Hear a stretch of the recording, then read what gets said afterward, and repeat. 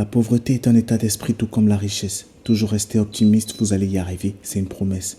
Contrairement aux pauvres, les riches ne regardent pas la télé, car les pauvres perdent 3 heures en moyenne de leur journée devant la télé. Au lieu de ça, les riches lisent des livres, l'apprentissage toujours important et primordial pour mieux vivre. Les pauvres sont à la recherche de la sécurité de l'emploi et donc recherchent un boulot stable où ils seront payés à l'heure. Un athlète est payé pour les résultats et non pour son temps. Il n'est pas payé à l'heure. Donc nous pouvons dire que les riches ne travaillent pas pour de l'argent, c'est l'argent qui travaille pour eux. Ils sont payés pour leurs résultats. Les riches embaucheront les pauvres pour un salaire fixe et c'est pour cela que les riches sont au sommet de la pyramide et que les pauvres restent en bas. Les pauvres ne prennent jamais de risques, ils préfèrent épargner.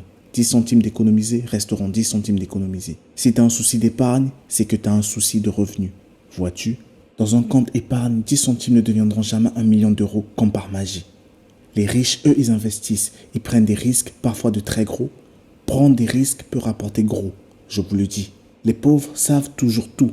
Ou devrais-je dire, les pauvres pensent tout savoir. Donc ils ne veulent rien apprendre.